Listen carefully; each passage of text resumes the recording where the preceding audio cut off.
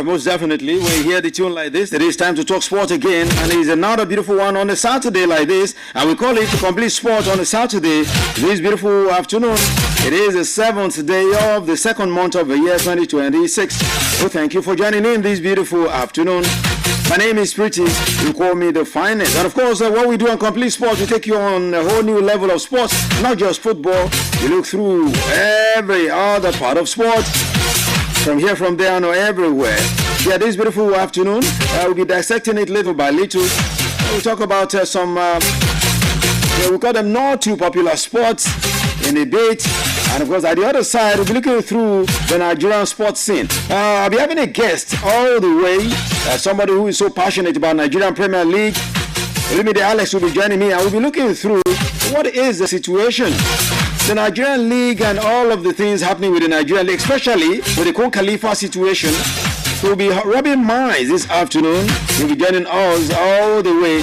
We'll be asking, what is the implication for Nigerian Premier League? All of the things that happened concerning Kun Khalifa earlier withdrawing from the league, but again coming back to say, okay, we are not withdrawing, we are back in the league. What does it tell about our league? The other side, we talk about Bet Naija, the sports, the segment where we look through the sponsor segment, always a very beautiful one, as sponsored by Bet Naija, Nigeria's number one. We'll be looking through that at 4 to 4:15. Today on the show, we'll be predicting the Liverpool game, as well as the Liverpool Man City tomorrow, and Arsenal Sunderland today. So we predict these two. For those who predicted last week, someone almost got it, but didn't get it. It ended 3-2. They said it was going to be 3-1, 2-1, and all of that. So at the other side of it, action attraction, where we look through all of the league actions. Manchester United beating Tottenham Hotspur right about now, 1-0. We look through all of these and much more at the other side. Thank you very much for joining in. The finest is here. Bam Bam joins in now. And I say good afternoon, the finest. The Bam Bam. Good afternoon, finest. Good afternoon to all our listeners. It's nice to be on the program today. It's a lot to talk about in the ever-exciting world of sport. It's nice to be here. Yeah. Most definitely. Let's begin this way. We're not pleased by the funding of Nigerian sport. President Bola Tinubu is asking for reformation and reset of Nigerian football. Nigerian sport funding, not just football, Nigerian sport. Yes, the president last night ordered a sweeping reform of the sports sector, directing the key ministries and, of course, agencies of government to reset sport funding and make the industry more economically viable. The president, who announced the plan on that's last night, in a message he posted, described sport as one of Nigeria's strongest national brands and a major tool for unity and global influence. Tinubu acknowledged long-standing issues that have undermined Nigeria's sports development, particularly delays in funding and, of course, a weak instrumental and infrastructural investment. So the president is saying, right about now, once the budgets are passed, everything that has to do with funding of sports should be released by the budget office, the Minister of Finance, the budget office. Everybody should do their bit to make sure that there is no delay in funding again. So he says, according to the president, he doesn't want to hear they want to go for competition, there is no money, they are now delaying, or they want to pay coaches or Super Eagles players, then you say there is no money. So let it be done immediately. That's what the president said last night, Bamba. Yeah, I think at this point in time, our sport needs to get to a certain point where we need to start speaking good about it, because over the years it's been from one disheartening story to another. Not even just football, in every aspect of it. You talk about basketball, you talk about table tennis. I don't think we even have participants when it comes to tennis. It's just few states that are trying to pull up when it comes to doing well in terms of sport. And one thing that sport, many people don't know that sport affects a nation positively. You talk about when it comes to nation building and unity. Nigeria definitely is one of the few countries that would always have this ethnicity barrier and also have religious barrier. And one thing that sports does is, irrespective of your tribe, your ethnic group, or even your religion, it brings you together. That's one of the positive impacts of sport in Nigeria. And I think at this point in time, if we want to have a good unity we should always look at sports. I remember, was he Didier Drogba that stopped the war just because of football? I used that mode of football to stop a war right there. Was it 2006 during one of the African Cup of Nations right there? So, I mean, that's one of the things sport has been able to do. Talk about economic impact and also youth development right there. I mean, when we have so many youths pulling up, getting things done when it comes to sports, maybe we are going to see less of crime. Maybe we're not going to be seeing, because sports doesn't care about maybe how rich you are. It doesn't care about background. If you look at some of these top footballers, they came from very, very poor backgrounds. Brazilians will always say that most of their top footballers are from poor backgrounds. So irrespective of whatever you're doing, irrespective of where you're coming from, sports is never a barrier. You can always showcase yourself, and it's very, very much open. Just show your talent to somebody and let somebody believe in you. So that's another thing sport can also do well. Economic impact too. The stadiums, look at Morocco. They are reaping the fruit of their labor since 2010. Right now, everything wants to be hosted in Morocco, and everybody is helping and having a good time at Morocco. The WAFCON was brought there at Morocco, the AFCON at Morocco, several other competition, even the under 20.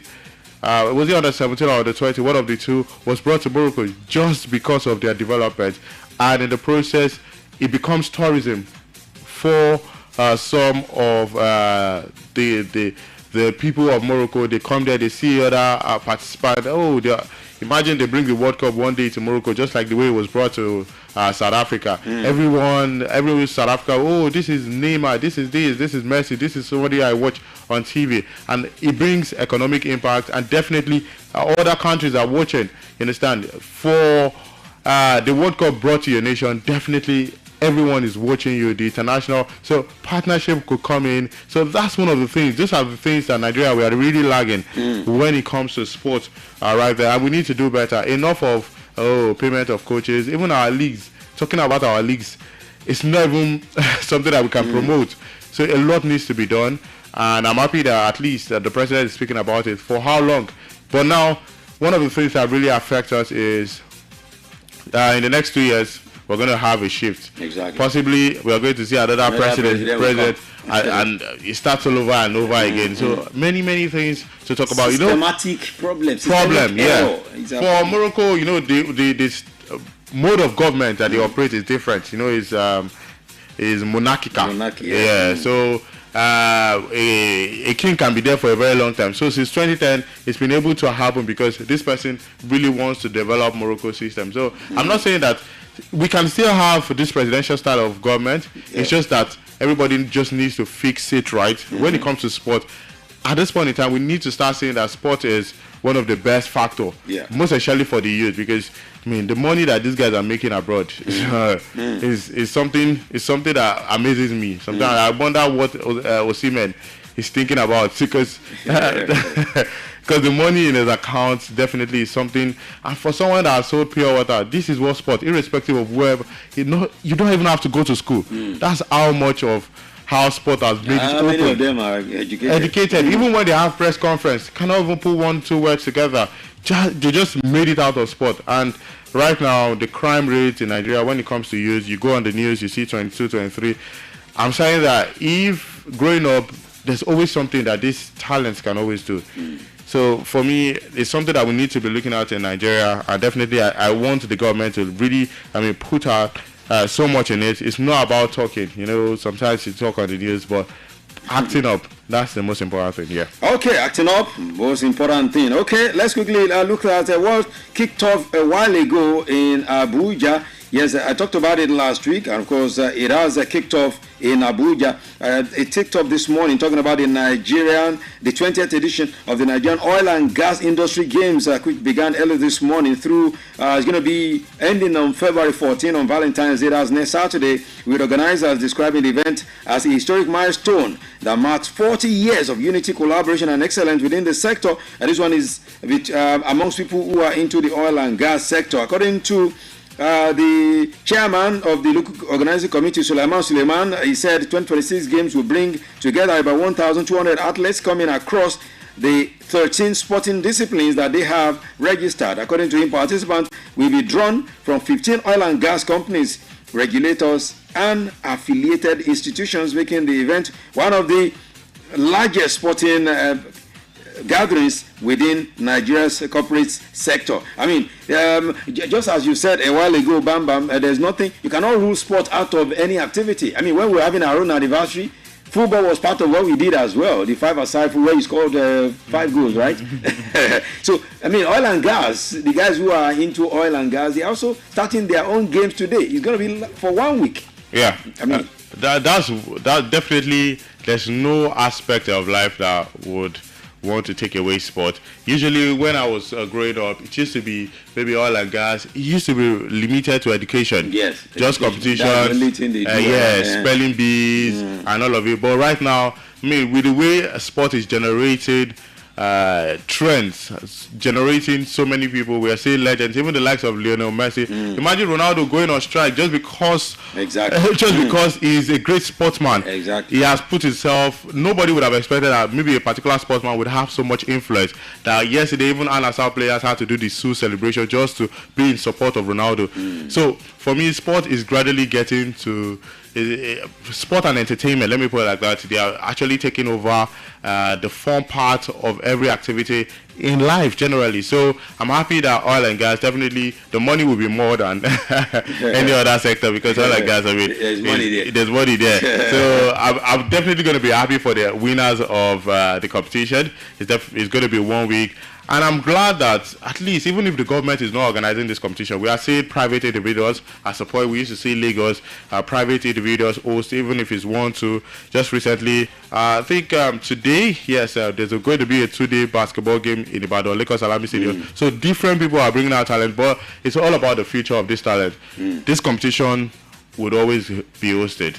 Money will be given to this talent, but what happens to the talents afterwards? Exactly. That's where government really needs to take over, because there's always a limit for these private individuals. They can't continue to do. That's why academies, they would only promote you, give you, hand you over to the foreign side. The only thing is they can only just put clips together, and maybe if there's a trial, they take you there. They can't do more than that. Exactly. So there's a limit to where it's only government that can actually invest more, maybe the under 17, the under 20, and make a very clear environment for these players where they can be showcased to the world. So for them, the oil and gas are doing all of that. I'm so happy for the athletes. I mean, another means to showcase themselves. We've been having so many. Last year, that was 2025, we had so many innovative when it comes to sport in Lagos, in Calabar, a couple of other states right there. Now I'm happy that the oil and gas are also put their heads into this one. Definitely at some point, maybe even music too. We'll start investing in sports. Yes. Okay, let's move away from that. Of course, away to the other side of the world now, but not yet in football. Let's talk NFL now in America, where former National Football League linebacker Darron Lee, that's his name, Darron Lee, has been charged with murdering his girlfriend. Of course, this man now, according to police, police officers were dispatched to a residence near Chattanooga in Tennessee on Thursday, and life-saving measures were actually attempted on a woman, but she was already dead by the time they got there. A Lee, 31-year-old, was identified as the suspect and taken into custody, and yesterday he was charged to court with first-degree murder, and attempting to tamper with evidence. So he's due to appear in court on Monday. He's going to be appearing in court on Monday. I mean, a great guy in NFL now in a serious trouble. Reminds me of this South African Oscar Pistorius, who also shot his own girlfriend and killed her. This is another issue of a sportsman killing his girlfriend. We don't know what happened yet, but police will tell us later. This man started his career 2016. That was when he was drafted. So far so good. This is probably his 10th year, because of the calculation. This is his 10th year so far in the NFL. And we say that maybe he's getting to the peak of his career, but this is not a good way to end his career, because I mean, at 31, maybe NFL is not like football, but I mean, he can still play up to like 36, 37, 38. But then I don't think there's any case in this one, because it looks like it's done. He killed the girlfriend already, and definitely we're just going to be awaiting the judgment. And it's just sad. It's just sad, because right now in sports, we are seeing these sportsmen just being involved with a lot of crime. I feel like you earn so much money. Just maintain your lane. Just act. Just do everything dutifully. Why do you have to engage in violence? Some of them, we see it even in football too. We get to see some of them, their career just go on on another way just because of girls, drugs and all of it, betting. Sometimes I feel like since you enjoy doing what you're doing, just have fun in it. Why go into that extreme lane to be violent? But it's just so sad. May the Lord give the family the fortitude to bear the irreplaceable. That's for the lady. For the man, we're going to be awaiting judgment. Definitely. It's going to be maybe life imprisonment or a death sentence because, I mean, when you kill somebody, that's the highest length of violence. Yeah. Very sad one. Very sad one. Okay. All right. Let's move away from there. Let's move to football now. This one is more, not football, boxing, more or less like entertainment inclined into it because this one concerns the rapper 50 Cent. He has taken aim at Floyd Mayweather. Yes, once again, this time over the boxing legends, a $340 million lawsuit against Showtime. Of course, according to the news that came through just a few moments ago, the suit filed on Tuesday this week in California is claiming that Showtime, now owned by Paramount CBS, and former Showtime sports president Steven Espinoza participated in a long-running and elaborate scheme of financial fraud that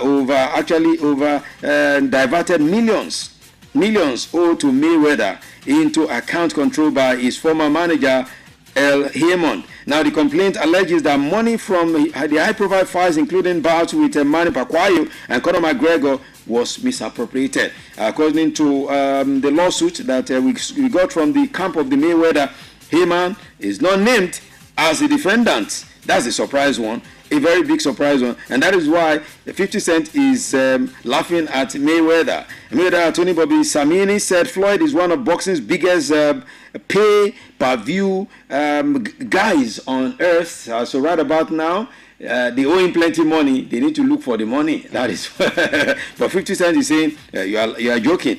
You are going to court. You say they are owing you money. You are broke, guy. They've always been at loggerheads. I was going to say that they've always had issues from time, having this social media back and forth and all of it. But for Floyd Mayweather and 50 Cent, I mean, when I see the money that they drag, is a lot. $330 million. You see, that's always million. There was a time Mayweather was the richest boxer in the world. Yes, but you know, boxing is just no retirement. You just fight and you get your money. If you're not having bouts consistently, you can have the money for 3-4 years. You know, most of these top athletes, they live according to their standards. Yeah. Floyd Mayweather is known to be someone that flaunts money online and all of it. So everybody will expect that even in the next 20 years, that's how Floyd Mayweather should be. But he can go the broke late and all of it. But for 50 Cent and Floyd Mayweather, they've always had these issues. Yeah, it's been back and forth. So I don't think it's maybe something that we should take very, very serious because it's been pending. They come at each other. It's been over 7 years they've been coming at each other. So you know, once lawsuit is involved and all of it, then the courts take over. So let's just wait and see what happens with the judgment here. Okay, let's see what happened. Talking about boxing, before we leave boxing, Frank Warren, I mean, one of the most respected boxing promoters in the world, he has spent 45 years promoting boxing. He's going to be promoting his 200th fight tonight. There's a fight going down in Liverpool today, and he's the one promoting that fight. And he says he spent 45 years, and he doesn't see himself leaving soon. And he says the future of boxing is very bleak unless something drastic is done. Because right about now, the way boxing is, he's not seeing it as something that can survive easily unless something is done urgently. Frank Warren, I mean, is the one that is telling us this one. Is the future really at risk?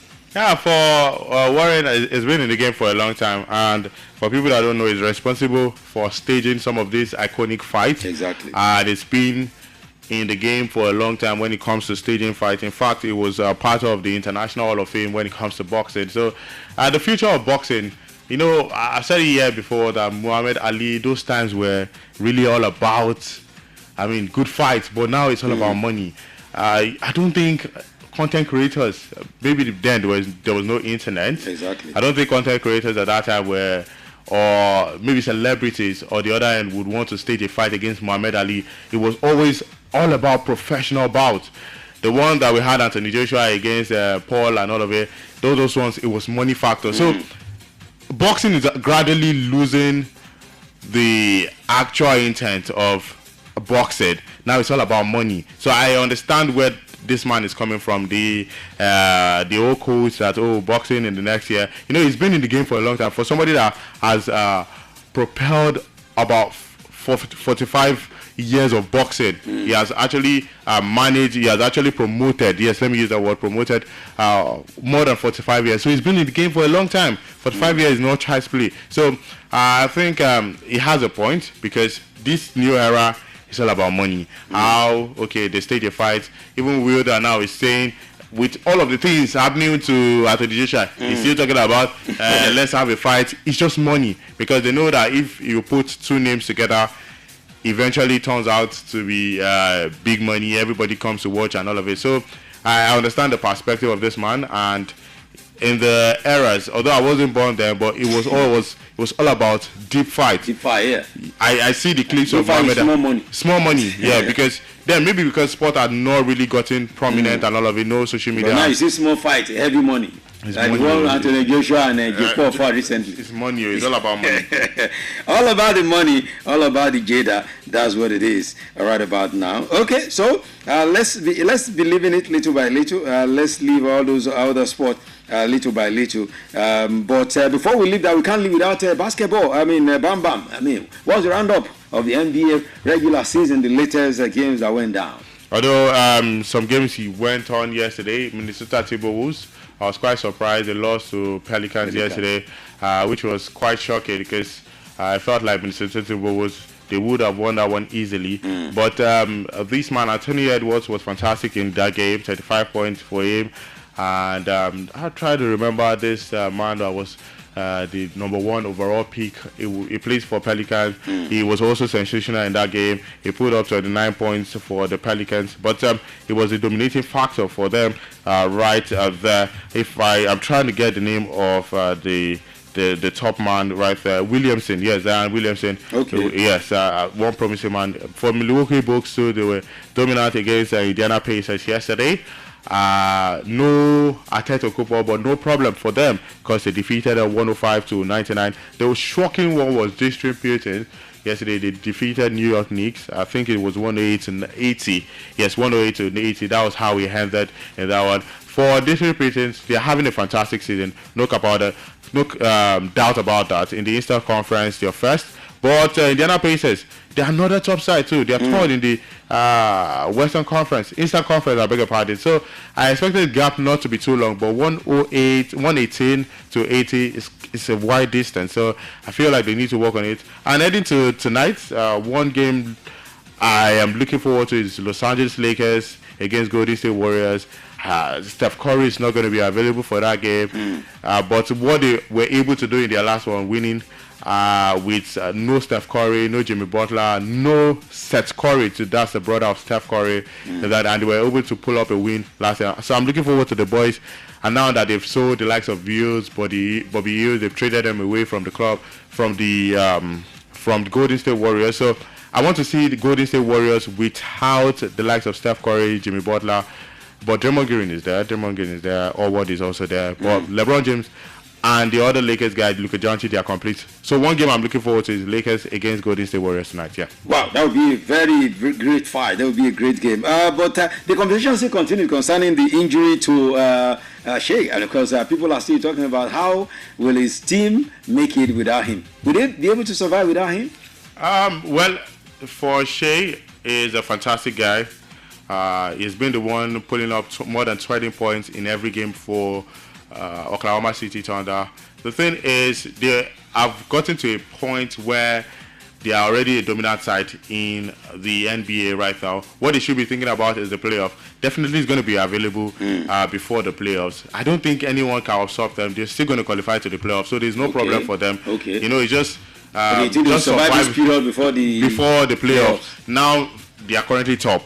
even if they lose 3 or 4 games, because it's not going to be available for 5 games, and the gap they have is wide. So at least they would be able to survive top 5 before the playoffs. So it's no problem for them. What they should be thinking about is how is it going to be fit during the playoff. Yeah. That's what they say, make hay when the sun shines. So they made the hay when the sun was shining. Now they can actually make good of the opportunities they have. All right, so we wish him quick recovery, because he's one of the guys we love seeing in basketball right about now. All right, we've taken you through all of that games. Let's begin to go to football little by little. Now, of course, we must begin from the home front and the MPFL action going down. But before then, as I said, we're going to be having a guest very shortly. We'll be speaking concerning the MPFL and all of the shenanigans concerning the MPFL and all of these things. But in the meantime, Shooting Stars, they are going to be playing. I don't know how to call them new boys now. They left, they are back again. Kun Khalifa. What do you think would happen in that game before we get to our guest, who we're going to be speaking with very shortly? Okay, so the game is going to be tomorrow. For Shooting Stars, they have to, for me, win this game. Kun Khalifa, they've been having back and forth, and this is the best time to take advantage of them. For Shooting Stars, they don't have any problem. Maybe the only problem that they have is their old stadium issues. But according to the club, through the media aid, they said no problem. They would have everything covered. And currently speaking, Kun Khalifa, I feel like that's one of the problems that they have. The fact that they are number 20 on table, they're on the verge of relegating. I mean, what's the point of even staying in the league? So for Shooting Stars, they have another opportunity to be back to the top 4 right there, because they are currently on 35 points to 38 points. But talking about their away game, they've been poor, honestly speaking. Can they even win the away game is the problem. That has a problem. Because you're supposed to take advantage of Kun Khalifa that are in disarray right disarray. But generally in the league, even Eyimba or even Rivers United can go against Kun Khalifa and still lose. There's no structure in the league. You understand? There's no dominant factor. Shooting Stars so far in the league have only amassed 9 points away from home, and they are in the top 6. 9 points away from home. Just 9 points, and if you check the 9 points, maybe like 4 draws and all of it. So the league generally doesn't have big boys. Our league is funny. It's funny, but for me, I feel like Shooting Stars, this is another way for them to get back to the top 4, because currently on 35 points, the next 2 guys are on 38 points. I mean, should they win this one, it's going to be big for them. So I really want them to win this one. All right. Let's quickly speak to my man now, Olumide Alex. I'm here. Who is this one? When we talk about the guys who follow NPFL, like Kilode, Olumide Alex is one great guy, sports guy, who always give it all of their attention. Olumide Alex, are you there? Good afternoon to you. Good afternoon, Stacey.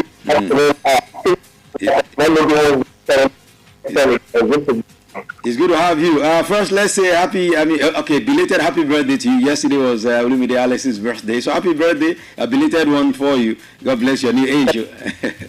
Thank you, brother. Good to be on the show. Good to be around here. All right, let's talk about NPFL now. I mean, the news came through just a few days ago about Kun Khalifa, that they were pulling out of the league because of what happened. They wrote a letter to NPFL. NPFL did not acknowledge. They kept mute, and they now give Academy Warriors 3 goals, 3 points. They said, we're not going again. Take your league. And they were even telling others, support us. Let's fight NPFL together so that they can have better reorganization. It should not be about the money. Only for them to come back about less than 48 hours after to say, no, we're not going again. We are back to the league. What does this one mean for our league, Olumide Alex? Well, this is not speak well about our league, because Kun Khalifa, who knows the club, was formed 2020, about 6 years ago, and they've made remarkable progress in the process. Got promoted to the MPFL last season, and the rest is to the matter of it's been fined 10 million, dogs 3 points, 3 goals by the board of the MPFL. Talking about March 24, the picture against El Salemi. Pretty, what happened was ugly, if you ask me. At this time of the day, at this time, age and time, we should be treating sports as business, pure business. That's where we can compete on the continent.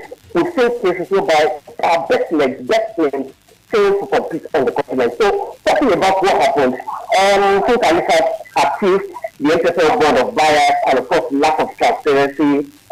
So initially they withdrew and made a youth one, like you mentioned earlier. But pretty, back to your question, my case, I will first blame the NPSL board. Okay. Why?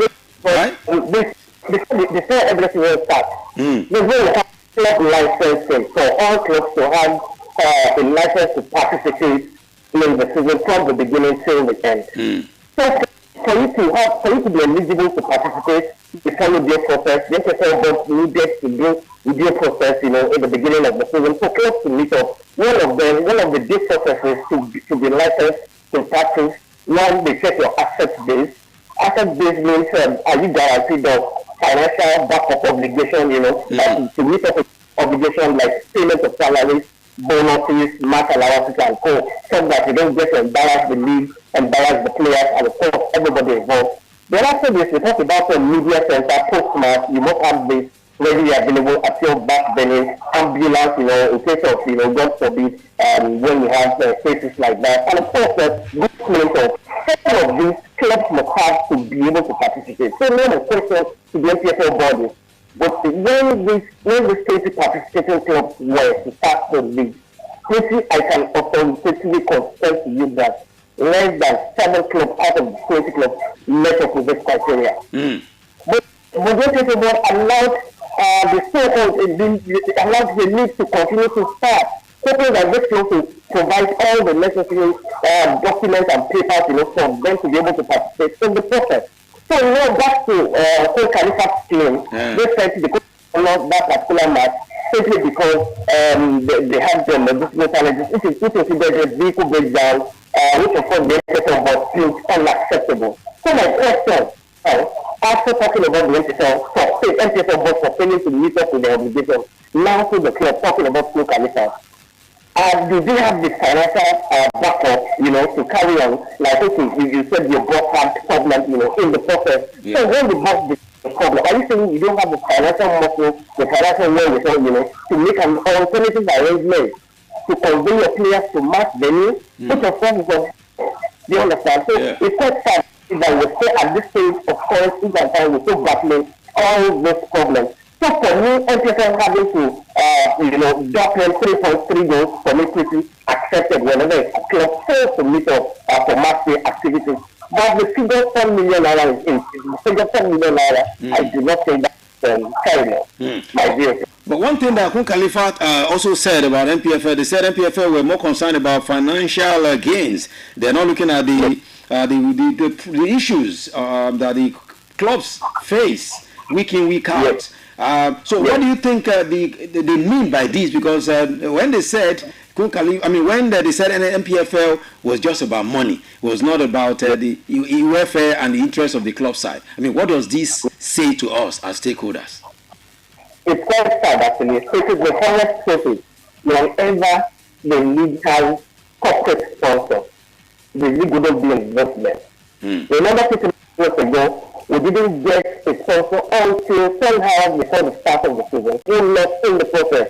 Part of the week, we can accuse the board of bias. So now let's check the financial muscles of the participating teams. Simply we agree with me that out of the 20 participating clubs in the NPSL now, 17 of them are being owed by the government, except for Balarosi, Royal Masada, and Cole Khalifa. Yes. So now what financial muscle of Cole Khalifa? Simply I remember I made mention earlier that Cole Khalifa was signed 6 years ago.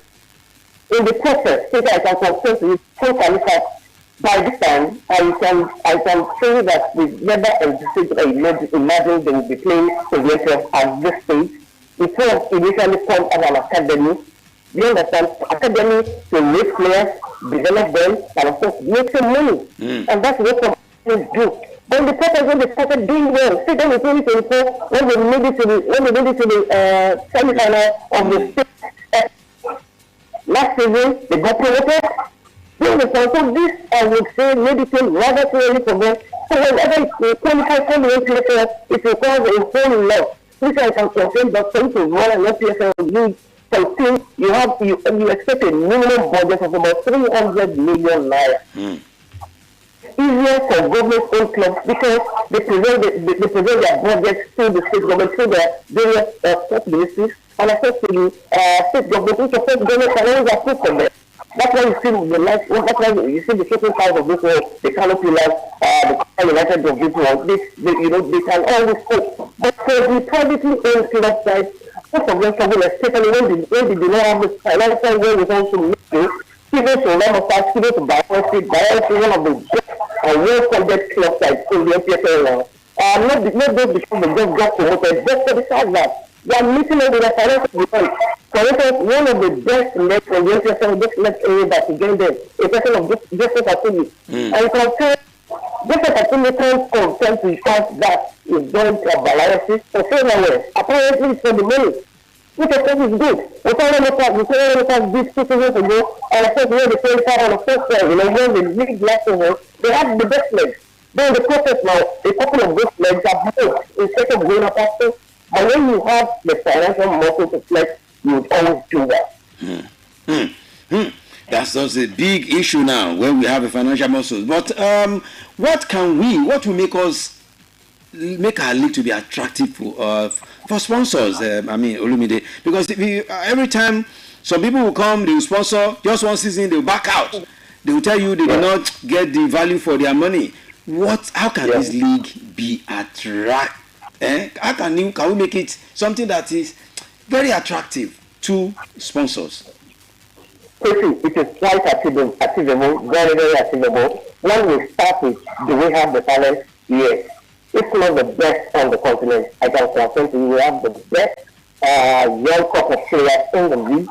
Do we have the playing force to get the job done? The answer is no. I think it starts with us having the basic amenities for them to compete. I made mention of a few clubs in the past. Now, most recently, since we are going to the likes of Shooting Stars and Sunshine Stars, they have problems, with their pubs. Shooting Stars go balanced outside of Ibadan, not because they are not doing well, but because the pub is no more good, to concentrate on matches. Another one of us just got balanced to Ibadan a couple of weeks ago, but now they have an option. To either pick Mobolaji Dawson and Williams Lagos or Abeokuta. Yes. Apart from this, how many pieces, how many pubs do we have that can conveniently host? Yes, very few of them. I would say maybe the one Aqua United and them. In the years, yes, I say that is quite good. Remember that was one of the best in the last couple of seasons. For the better part of the season, that test was not in use because it needed maintenance.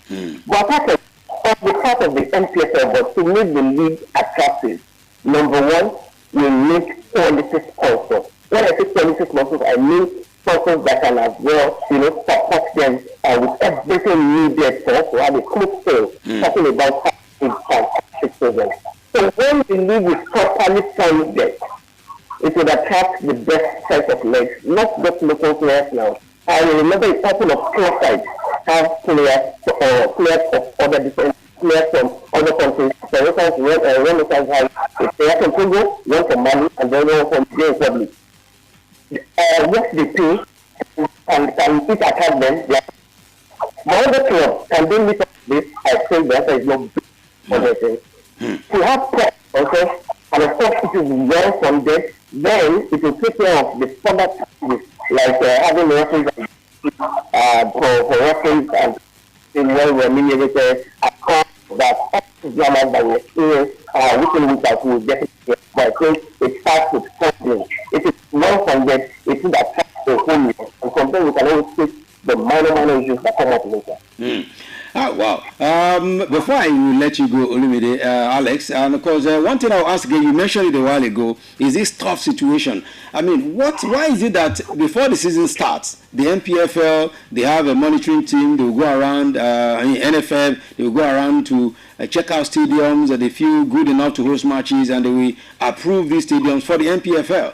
So how come in the middle of the season we'll now begin to hear this one is not good, don't play here, don't play here, don't play here? What is causing all of these things in your own view? Well, in my own view, it's because the officers or the personnel involved tend to do due diligence. Due diligence in the sense that all of the requirements must be met before giving the club license to practice. Okay, in a situation whereby say club A has a very good ambulance, a good media center, but the place of is about 60 or 70% ready. And they promised the NPFL board that, okay, don't worry, please allow us that before mid-season, everything will be in place, and you allow them to start. In the process, this same staff will develop some issues. You understand? So for us to have something cool and not having stories that touches the heart much later, all of these requirements must be met. There mustn't compromise from every angle. I remember we had this conversation last season or 2 seasons ago. Well, of course, we had about 3 different days to the start of the NPFL season. I remember we had that conversation. Yes, definitely. They said that another thing, later they said that another thing, which of course brought a lot of frustration. Out of 20, 15 made the court and of course in the process 5 of them failed to meet up. In the process, those 5 will give us everything.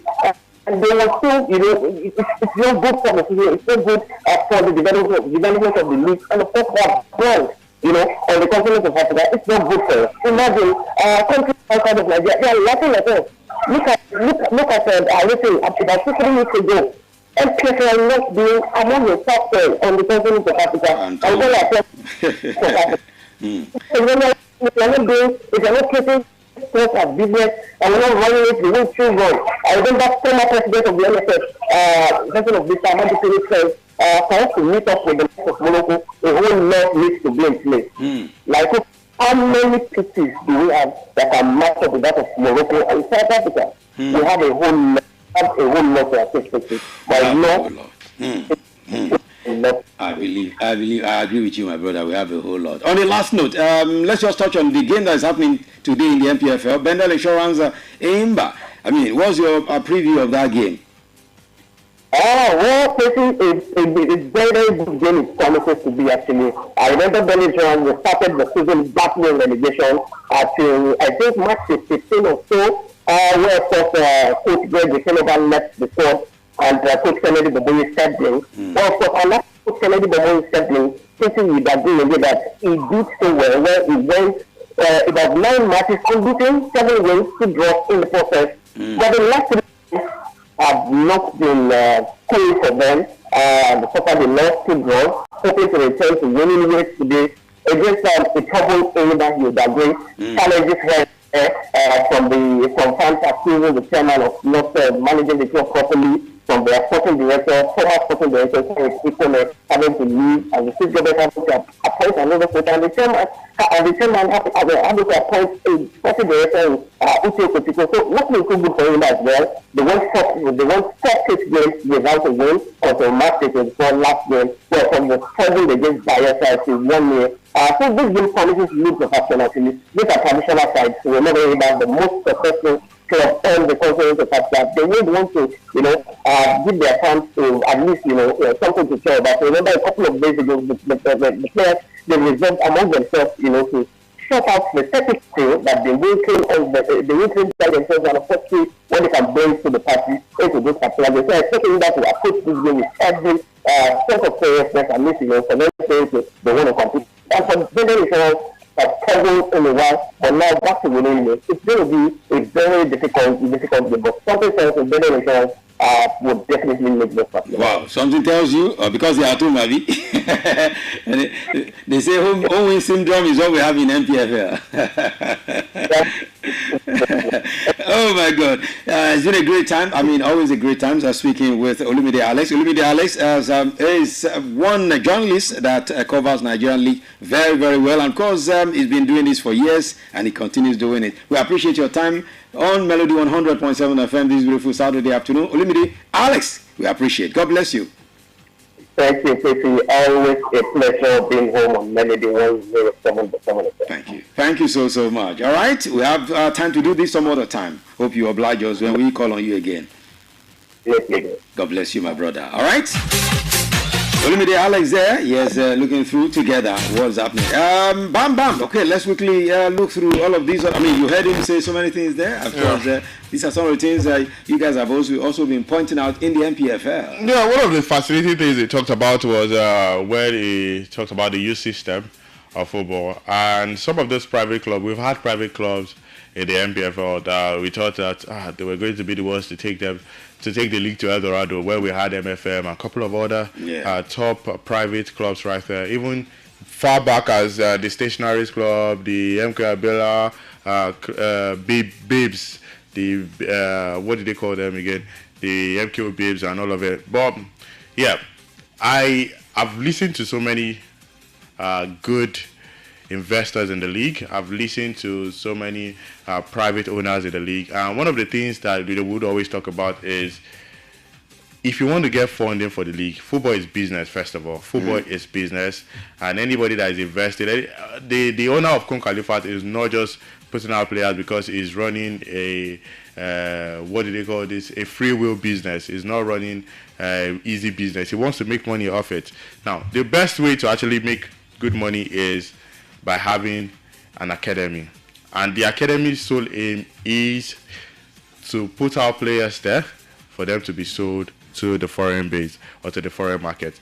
And how do you do that? Is by investing so much in your academy and pushing the right buttons for them to play some of these international games, maybe that would propel them to international scouts. Let's take, for instance, some of these academies like Beyond Limits, Sporting Lagos. These are prominent academies right there. Yeah. Now, if Beyond Limits sells 7 players, according to their owner, if they sell 7 players, the money gotten from those players are the ones that they propel into the big boys. That means the money gotten from the academies are the money that they use to sponsor Remo Stars. Let's use Remo Stars for example. Okay. So the money from the Beyond Limits, from this particular player, we bought him, this midfielder, this striker, that's the amount of money that they use to fund Remo Stars. So I always look at other means. Now I check Kun Khalifa, how are they even getting money? Because this Kun Khalifa, how do they even get money? Because the league itself, they don't get money. Exactly. The only way you can get money from football is for sponsorship. Maybe a bank is sponsoring you. Exactly. In the EPL, one of the things that I and Daniel even checked that it was so fascinating is that they don't even have the camera. Everything is sponsored. As we watch the English, everything is sponsored. So they are not the body. It's not like they are putting their money into it. Exactly. Everything is covered. That's why even all of this streaming platform, before you can see EPL games, I was checking a particular platform on YouTube. I don't want to mention the name. On YouTube, every other league, Italian Serie A is there, but the English Premier League is not there. EPL can tell them that bring 1 billion naira. Exactly. If you actually want to show it, and it's worth it because Diamond Sky Sport pays every year. Every year, because you're going to see the returns immediately. Yeah. Because you're going to see subscribers. Everybody come, views will come. If in turn you want to make that money, but maybe because they don't have enough money to actually beat the Premier League set fee. So what am I going to say is these private owned companies or private clubs, they need to invest so much in youth development. And even if you are not interested in playing all of these youth games in Nigeria, look for a very good academy, get a very good and solid academy that would go and play international games. Because one of the ways you can get international scouts is some of these talents organizations, some of these talent games, take your academy to some of those, go and compete. If you carry first, if you are first, you are second, definitely there's one of those players that will be catchy into the eyes of those foreign scouts right there. And the players have to be very young. I tell people that once you're above 20, forget it. If you are a young talent and you feel like I can still make it to football, forget it. Scouts from 16 years to 19 years. Anything more than 19 is even too much. 18 max. Once you are 18, once you are above 18, your limitations are very certain. So I feel like if you want to sustain, just like Remo Stars, maybe in the future we are not going to see Remo Stars even go out of the league. Maybe if they relegate, because it's been a long way coming. The man has a plan. Beyond Limits, we go for international competition. We sell 10 players in the market. All the money we pack it and invest in the big boys. That's it. And easy. That's where you get. That's how he gets the money. Easy. That's why in any youth game, you always see Beyond Limit first. You always see them going for Viaggio Cup in Italy. You see them go to and you travel a lot. Norway. You see them going for different competition. If you are first, because one of their aim is always getting first or second in the competition. If you are first or second, scouts will always point out to a player. You know, if you leave group stage in a competition, nobody's going to look at you. Nobody's going to look. But when you're in the finals, that's when scouts will come. Okay, we have this youth final coming up. Beyond Limit against this.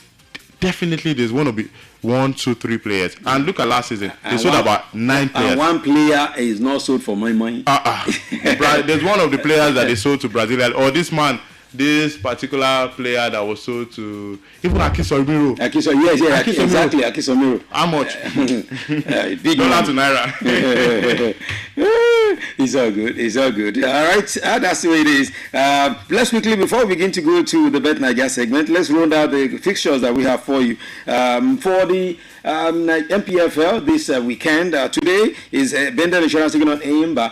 You heard Alex Olumide talking about that earlier. Canopy has taken on Remo Stars. That will be tomorrow. Plateau United tomorrow, also taking on Kwara United. Ikorodu City and Niger Tornadoes. Wari Wolves taking on Academy Warriors. Abia Warriors, Enugu Rangers. Nasarawa United and Bayelsa United. Wiki Tourists, Katsina United, and Queen Khalifat Shooting Stars. We talked about that earlier before we took our guest. All right, quickly, Bobola, I'm looking through these fixtures. Which one stands out for you this weekend? I'm looking at Ikorodu City. Honestly speaking, I really want them to qualify for top 3. So that they will play continental football because they are a private-owned club. Last season we had Remo Stars, and now they are getting new players. And the best way to actually showcase these players on top flight is when they play CAF continental football. If your player goes to play in the CAF Champions League or the Confederation Cup, you are going to probably be open to seeing foreign scouts in the CAF limited area. That's for African football. So if Ikorodu City, let's take for example, they play in the CAF Champions League and they qualify to the next round, maybe play just like the way Rivers United are playing currently, they are going to see top scouts in Africa that would get their players. So I love to see private-owned club being propelled in the league, because for me that's where we get more joy. State-owned clubs, so far so good. We've not been able to see so many things from them, but private-owned club, they look ready. You know, when somebody's pumping in money into something, he wants results. So I would always love to see private-owned club go far in any competition, and so far so good. The Ikorodu City, they are currently 4th. If they win this game, they're currently on 38 points. If they win the next game, they will be on 41 points. That's above Nasarawa United. Nasarawa United, they've sold one of their key players. I'm sure they are not going to get it easy now that they sold Anas Yusuf. So for me, Ikorodu City's game is one game to look out for. I really want them to win that one and probably qualify to the next round. They are playing Niger Tornadoes. Niger Tornadoes at some point, they were one of the best teams in the league, but so far so good. They've dropped to 7th place with 34 points. So for me, Ikorodu City should be able to win this one at home now that they've acquired not just one player, but about 3 players. Okay, well, that's it. But quickly, this Bendel Insurance Eimba game today, Bendel Insurance, they were on a winning streak until Shooting Stars put a clog on the wheel of their progress. Now they are beating, they are going to be meeting a very, very troubled Eimba. Eimba this week has been in trouble. All the news that came through from Aba Neva was not a pleasant news. I mean, in fact, the team seems to be factionalized right about now. Yeah. It's not been the best time for Eimba. Even recently, one of their key players, Atuli, has been sold to Barao FC. Barao. 3 players have been sold. And those are prominent players. Former captain too was sold to. So, I mean, what's really happening to the club?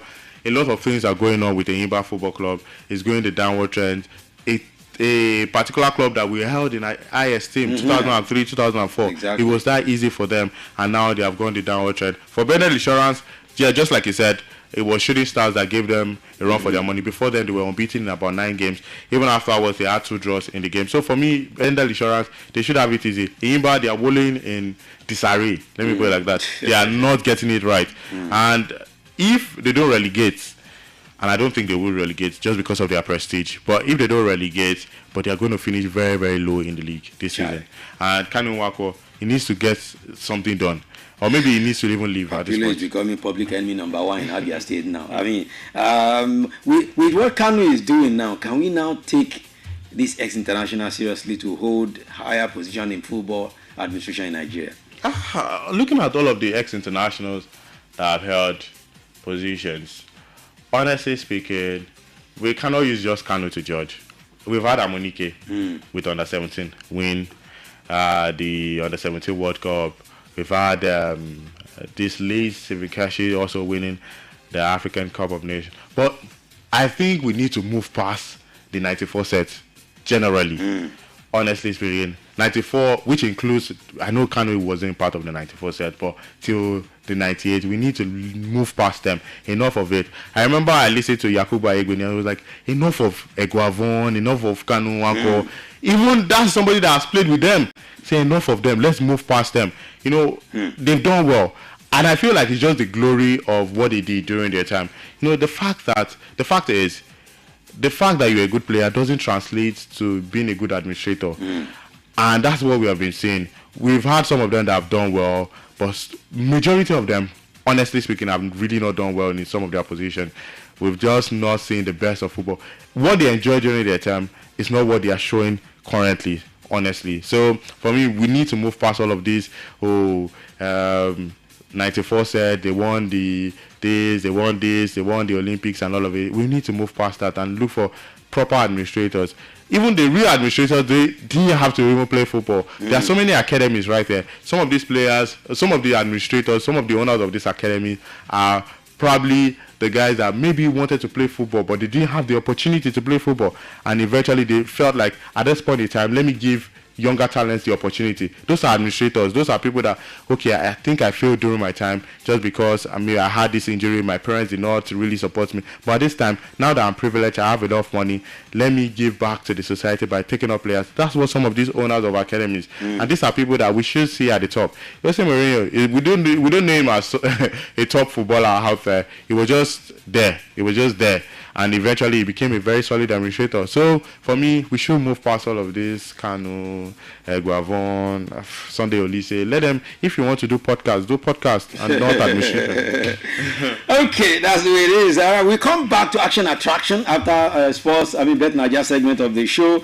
We'll be back with all of the actions from the EPL. 2-0, Manchester United already ended the game. We're coming to that very shortly as well. All right, but let's have a breather so that we can go to the Bet Naija segment of the show. Keep it locked right here. Bam Bam is still with me. My name is Pretty. This is Complete Sport on Melody 100.7 FM. Up next, the Bet Naija segment of the show.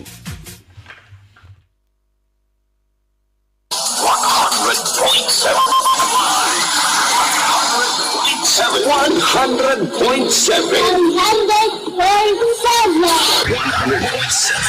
Melody 100.7. I love this station. Melody 100.7 FM.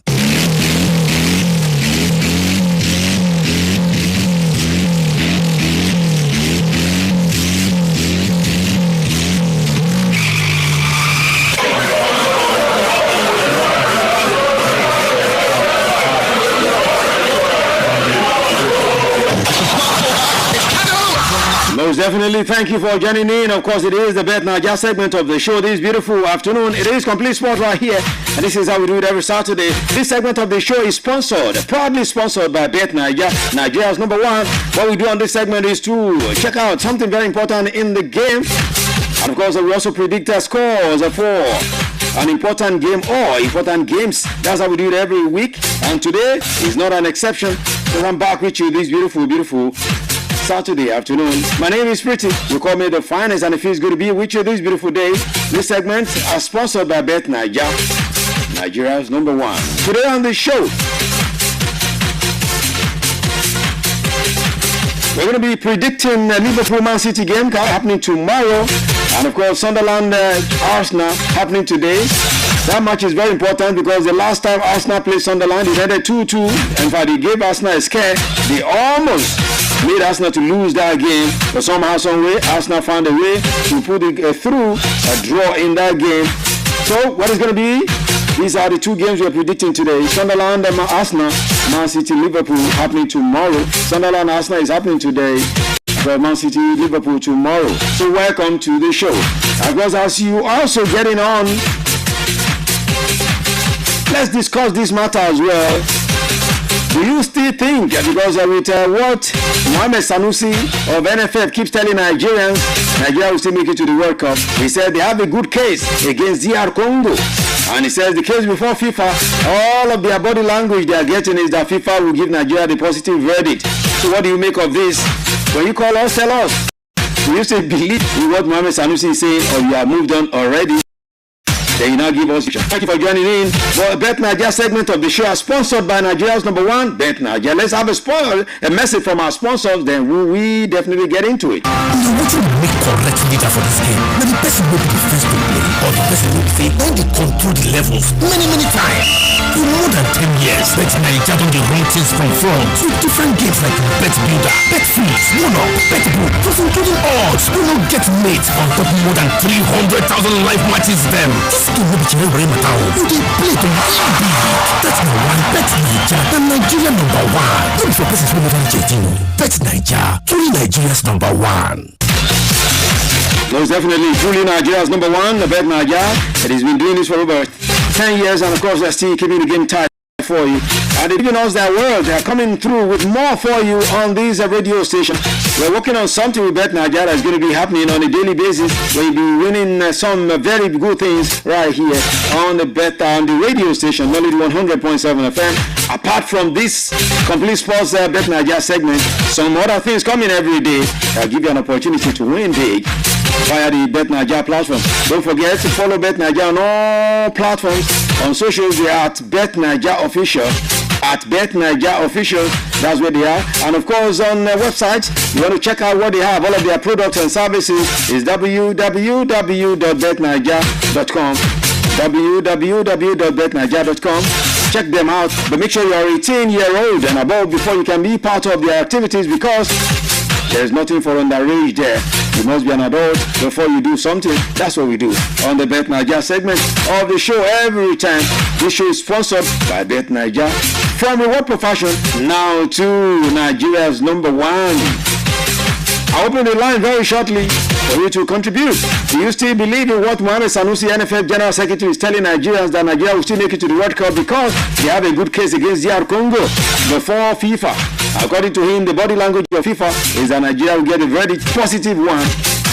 Have you moved on, or you believe in what Mohamed Sanusi is saying, that we have a good case, that you predict Liverpool, Man City, and of course Arsenal, Sunderland game happening today and tomorrow respectively? Let's have another breather. When I return, I'll be taking your calls on 0702-520-1007, 0702-520-1007, and 0705-507-1007, 0705-507-1007. Unfortunately, no winner last week. All of your predictions didn't go through. But I hope today we definitely have a winner so that we can double the winning. Since the winner didn't emerge last week, we'll double the winning for this week. Let's have a breather. We will be back to take your calls and your comments. Kí ni a fi ń ṣe àgbà nínú eré? Ṣé ẹni tó kọ́kọ́ bẹ̀rẹ̀ ni? Àbí ẹni tó ṣe lọ́lọ́tọ̀ léraléra? Fún ọdún mẹ́wàá ó ní Bet Nigeria ti ń ṣaṣíwájú pẹ̀lú àwọn ògbóǹtarìgì bíi Bet Builder, Bet Freezer, One-Up Bet Book àti àwọn ọ̀pọ̀lọpọ̀ ìdánilójú lórí ẹgbẹ̀rún lọ́nà ọ̀ọ́dúnrún eré bọ́ọ̀lù. Ẹ̀ tayò fún ìgbádùn nìkan, ẹ̀ ń tayò láti jẹ̀gbádùn ńlá. Ìdí nìyí tí Bet Nigeria ṣe jẹ́ àkọ́kọ́ ní Nàìjíríà. Kì í ṣe fún ẹnikẹ́ni tí ó ti gbẹ̀mọ̀ ọdún méjìdínlógún. Bet Nigeria àkọ́kọ́ ní Nàìjíríà. Most definitely first in Nigeria. So let's get into it right now. 0702-520-1007, 0705-507-1007. Do you still believe in what Mohamed Sanusi is saying? The Nigeria Super Eagles will still make it to the World Cup because there's a good case before against DR Congo before FIFA. Or you think the man is just blabbing you have moved on already, you don't even want to have anything to do with that, or you're also hoping like Mohamed Sanusi is hoping. Let's talk about that this afternoon. Then you can also predict the games: Arsenal, Sunderland, and of course Man City, Liverpool games, and these are the games we're predicting today, so we can double the winning for you. 0702-520-1007, 0705-507-1007. Hello, good afternoon. Hello, good afternoon. Hello. Okay, that was a drop call. Please do call me back. 0702-520-1007 and 0705-507-1007. Hello. Hello, good afternoon. Hello. Can you hear me? Let me call it. Okay. All right. Try again. 0702-520-1007 and 0705-507-1007. Man City playing Liverpool. And of course, Arsenal playing Sunderland. The last time Arsenal played Sunderland, we almost turned into something else for them. But today, we hope they'll be able to push through again. Because they dropped points by now. If Arsenal were winning all their games as others were losing, they would have almost secured the EPL title. But some people will tell you Arsenal they are not serious. Well, I don't know about that. All I know is let's hear from you. 0702-520-1007, 0705-507-1007. Hello, good afternoon. Hello, good afternoon. But the line is good. Hello. Can you hear me? Good afternoon. Okay. What a one.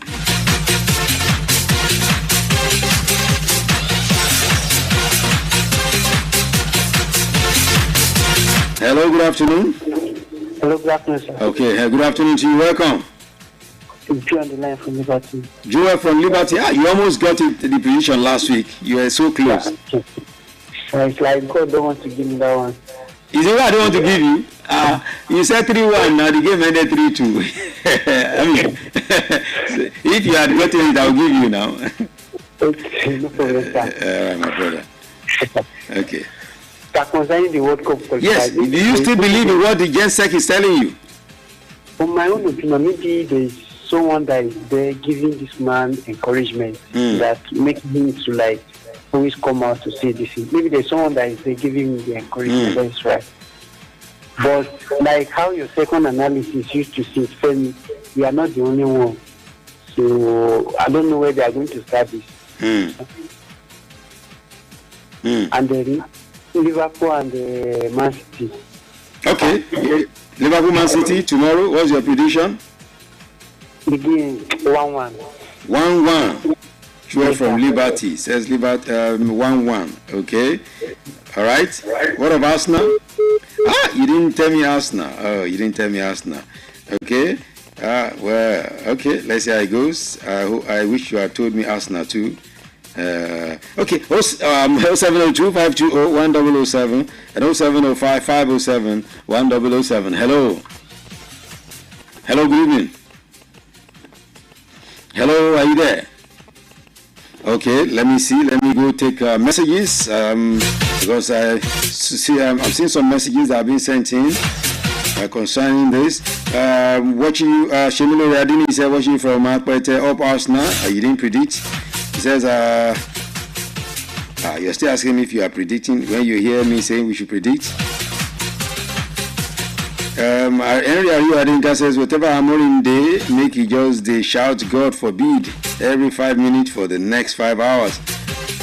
And of course, he says the inadequate maintenance of stadiums in Nigeria is a national disgrace and a sad indication of a deficient maintenance culture that favors initial ostentatious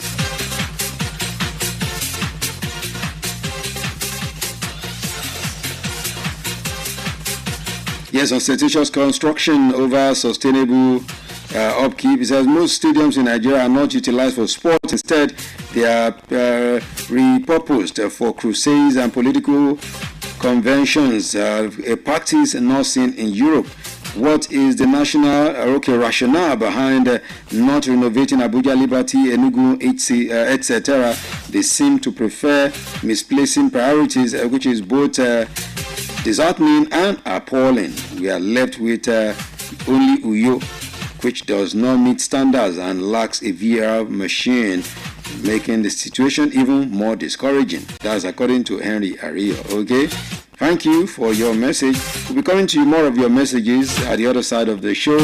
Right, of course, this one, let me just take messages since the phone line seems to be messing up. And this one says, my name is John from Aduluju.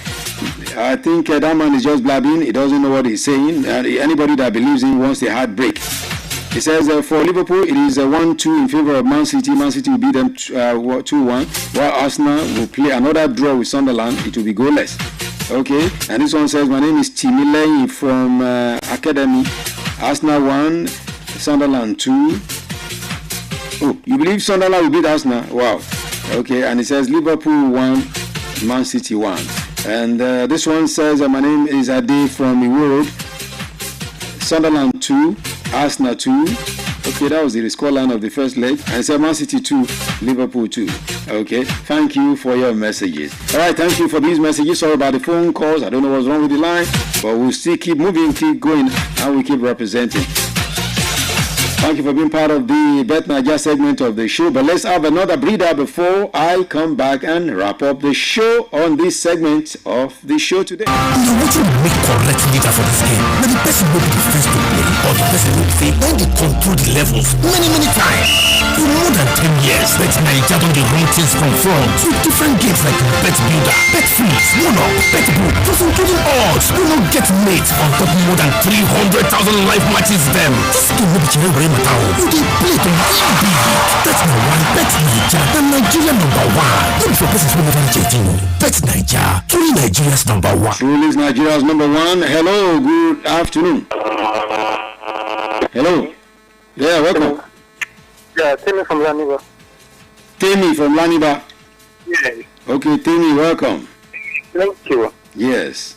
Look, this man, well, let's just keep our fingers crossed. We don't know what his plan.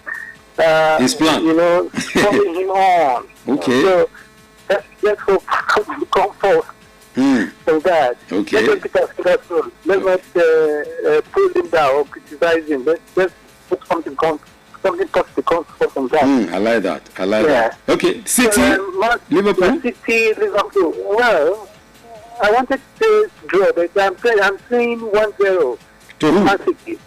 Okay, Man City will beat Liverpool. Liverpool, yes. Okay, all right. What about Arsenal, Sunderland? Arsenal 2, Sunderland 1. Arsenal 2, Sunderland 1. Wow. Okay. No problem. All right. Thank you, Terry, for learning that. God bless you. All right. That's the way it is. And of course, I can't take any more calls. I mean, now that I'm wrapping up the calls will be coming. Let's leave it like that. Okay. Next week, try to call as soon as possible. And if it was network, I don't know what to do to that network. Anyway, that's keep it like that today. Next week we'll be back again on the Bet Naija segment of the show. Big ups to Bet Naija. We thank them for their support every time. They've been with us since day one, and they continue to be with us. We appreciate. God bless and keep the company flowing and flowing very well. Bet Naija, Nigeria's #1. My name is Pretty. Let's have this breather. At the other side of it, we're looking through action attraction and tell you everything that is happening, all the league actions all around the world. Kí ni a fi ń ṣe àgbà nínú eré tí ẹni tó kọ́kọ́ bẹ̀rẹ̀ ni àbí ẹni tó ṣe lọ́tọ̀ léraléra? Fún ọdún mẹ́wàá ó ní Bet Naija ti ń ṣaṣíwájú pẹ̀lú àwọn ògbóǹtarìgì bíi Bet Builder, Bet Freezer, One-Up, Bet Book àti àwọn ọ̀pọ̀lọpọ̀ ìdánilójú lórí ẹgbẹ̀rún lọ́nà ọ̀ọ́dúnrún eré bọ́ọ̀lù. Ẹ̀ tayò fún ìgbádùn nìkan, ẹ̀ ń tayò láti jẹ̀gbádùn ńlá. Ìdí nìyí tí Bet Naija ṣe jẹ́ àkọ́kọ́ ní Nàìjíríà. Kì í ṣe fún ẹnikẹ́ni tí ó ti gbẹ̀mọ̀ ọdún méjìdínlógún. Bet Naija àkọ́kọ́ ní Nàìjíríà. I love this station. Melody 100.7 FM. 100.7.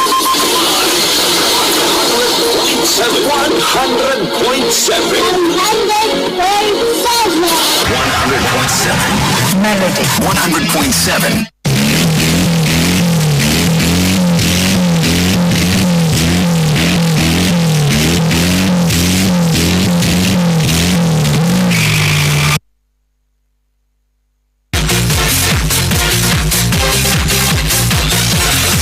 All right, thank you for being with us still.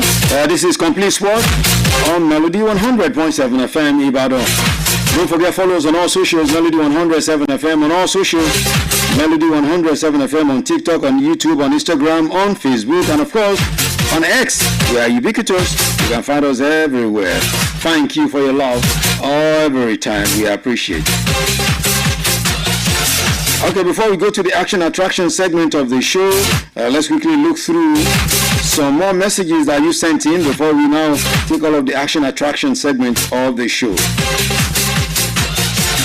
Earlier, Rio said Manchester City 2, Liverpool 2, Arsenal 3, Sunderland 0. Wow, that would be interesting. Bishop Joe says, good afternoon, sir. Arsenal 2, Sunderland 0, Man City 2, Liverpool 2. Those are your comments that just came through on the stream. Okay, and this other one says, I appreciate what you do every time. I was discussing with a friend and he says we can't do without listening to you, even though he's also a colleague in the industry. I won't mention it. You don't even need to mention it. No problem. Thank you. We do this for the business, okay? And we do it for the brotherhood. All right. Semiri Adini says, watching from Akpete. Thank you. And which other one? Keep them coming. I'll be taking them as we go again. All right, let's begin this way. Bobola rejoins him now. Bobola, welcome back to the show. Yeah, it's nice to be here. Yes, your team, Michael Carrick is flying on a high. Yet some people say they will still have to replace him. Would you replace the man that is flying high like this? Replace him? They are approaching the man at PSG to come take over after the season ends. Okay, let's wait and see. Let's wait. He's not even drawn a game. Yeah, he's won all. Yes, 3 or 4 games in a row. 4 games, yes. And not just small games. Small games against top teams, against Man City, Chelsea, Arsenal, then Fulham, Tottenham. Yeah. Then now Tottenham. And this maybe just Tottenham is the only team that we can't categorize as a top team, but Fulham used to give Manchester United a run for their money. I mean, in previous games. So for me, it's not even about the wins for me. It's the style of football. I never believed that these guys could play like this. And look at the first goal. See how they walked that corner. Exactly. I mean, nobody could believe it will happen that way. And Mbomo was free and he topped that ball into the net. So for me, the pressing style. Now they play what they call like total football. Everyone is attacking, mass attack, mass defense. There was a particular time, although maybe the red card affected Tottenham Hotspur, but when they were on the ball, you would see Manchester United players chasing the ball. And what I knew United to always do was stay at the back. Yes. During Amorim, Eric Ten Hag, they would just stay at the back, wait for the opposition to come close to their net before we now start to see them. But from the opposition half, they start pressing. Mbeumo is chasing, Cunha is chasing, the other man Diallo, and not to even talk about Casemiro. Casemiro is playing like he has not even aged. I'm telling you, putting his life, everything on the ball. He almost got injured seriously. Kobe Mainoo is also there, another man that was X'd off the team and now is back into the team and showing why the manager shouldn't have made that decision. Bruno is just enjoying himself. No, he is enjoying himself. I'm wondering what this guy was thinking in his head when he kept keeping Kobe Mainoo out of the team, because it's like bringing Kobe Mainoo to the team now makes this guy to be free to play his game, Bruno Fernandes. And once Bruno is free to play his game, Manchester United is playing a very good game. He was just adamant on his formation. I understand that. Even Jesus Christ, even the Pope will not make him change his decision. But see, you cannot automatically just change a system just like that. United, that's what they've been playing, even when they were struggling. Even when Jose Mourinho, he has been saying it that I want Rashford back into my team because they understand the system of the club.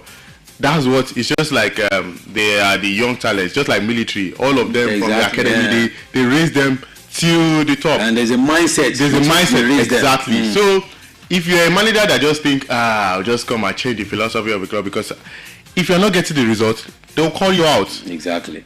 So it's either you are coming with a ruthless decision and you are getting the result. If you are not getting the result, then what's the point of changing the systemic? So that's what has been affecting Ruben Amorim. But honestly speaking, Kobe Mainoo has been very, very decent.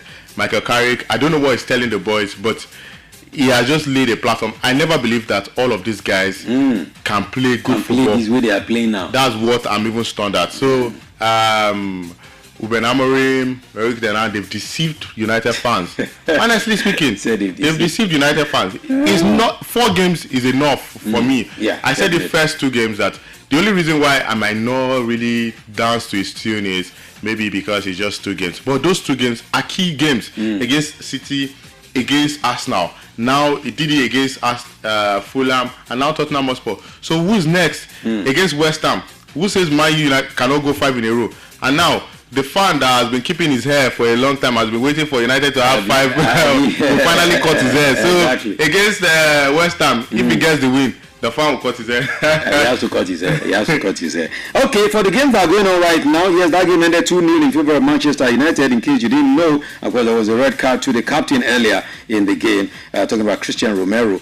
And for Fulham now, they are beating Everton 1-0. The games are in the 23rd, 22nd minute. Burnley also losing at home now to West Ham United 1-0. Arsenal already playing goalless with Sunderland. That's the game that most of you predicted. The Chelsea Wolves, it is 1-0 in favor of Chelsea. If Chelsea cannot beat Wolves, that means they don't know what they are doing. Wolves they are like Queen Khalifa of Nigeria. Everybody has eaten them up. For Chelsea Football Club, it was scored by Cole Palmer, but I mean, what I saw just briefly, it wasn't the best game for Chelsea. Maybe subsequently they're going to get better, but so far so good. They are winning. That's the most important thing. Exactly. Chelsea is chasing United, so every point at this point counts. Yeah. So for them, because United before this game started leading them with 4 points. 4 points. So Yes. if they win again, it closed by 1 point. Closed by 1 point again. So it's just that the coach is still insisting on Pedro Neto. Honestly speaking, let them give the likes of Estival, Garnacho a chance. What's Pedro Neto? Pedro Neto has done well for Maresca. Leave Maresca and build your own philosophy. Exactly. I feel like he's still following the Maresca route. Try to change something and let people see that you have a pathway. Don't try to take risk. He's not taking any risk. But Carrick, he took huge risk and it's working for him. So for me, Pedro Neto, that guy, I don't enjoy seeing him play. Okay, Arsenal, Sunderland, Bam Bam. It's going to be tough. Yeah, the first one was tough too. They almost beat Arsenal. Yes, and for Sunderland, they've been one of the best teams so far. Exactly. I mean, for a team that just popped out of Division 1 to the English Premier League, and they are giving some of these top teams a run for their money. Sunderland, I thought they were going to languish in the relegation zone, but they are currently 7th in the league. Arsenal, against some of these teams that maybe try to post straight, they always struggle. You see Arsenal against the likes of Sunderland, they struggle. So for me, Arsenal, just because of they're at home, and the fact that Arsenal Football Club, they need all of these wins like never before. It's not certain that Man City too will win their game. So they have to take advantage of some of these very, very crucial points. Against Sunderland last time, it ended 2-2. Yeah, 2-2 in their last outing. So for me, they're at home at the Emirates Stadium. Most of their players are starting. Even if it's a slim victory, let them just win. Let them just win, because all of these points, they can't afford to drop points again. They can't afford. Yes. So if Saka is starting, Havertz is starting, Gabriel Jesus is starting, Trossard is starting, so who else? So I expect them to get all 3 points. So for me, 3 points at the end of the bag. Yeah. Okay, 3 points in the bag for Arsenal according to the Bam Bam. Of course, which other game now? Aston Villa, yes. Aston Villa, Bournemouth, they're already leading 1-0. Bournemouth is a team that we all agree have been playing very well. Yeah. Of course, they are playing Aston Villa now, but they've considered the goal already. Yeah, for Aston Villa, they needed this win too. They lost their last game against Brentford, which was quite shocking because they were on a very solid winning streak. The last time they lost before Brentford was against Everton. Yes, a slim victory. So after then, they had 3 straight wins in the Premier League. No, including the Europa League. That was when they faced Fenerbahce. But apart from the Fenerbahce game, they played Newcastle and they won dominantly 2-0 away from home. And the last game against Brentford, which was quite shocking. So for me, Aston Villa, they need this win. For Bournemouth, they've sold some of their key players this January transfer. So they sold Semenyo and a couple of other players. So for me, maybe just because they played Wolves in their last game, and Wolves, everybody is having them easy. Although they played Liverpool, but still, Bournemouth, they've lost key players. So Aston Villa away from home, now they've gotten the lead through Rogers, and I expect them to, win this game at the end of 90 minutes. Okay, win the game at the end of the 90 minutes. Of course, tomorrow Newcastle United will take on Brentford and Brighton and Crystal Palace. Then let's talk about the star match of the week, which is Liverpool-Man City. Man City traveling to the Anfield and to do this battle. 5:30 tomorrow, Nigerian time. These two guys will be playing. Well, if it was Pep Guardiola and Klopp, everybody will be seated and they're expecting maybe a tough encounter between these two guys, and eventually we'll see a draw. Last time out, Man City defeated Liverpool 3-0. Easy for them. So this time, it looks like the Liverpool we saw in the beginning of the season is not still the same Liverpool. They are getting better now. Although they are still conceding, but they are getting better. They defeated Newcastle 4-1. They played Bournemouth, they lost, but they scored 2 goals in that one. Against Burnley, they had a 1-0 draw. It was quite better than when they started the league, where they were having a series of losses. Yes. Therefore, Man City, well, their last game against Newcastle, no, not Newcastle, it was Tottenham, where they played 2-2.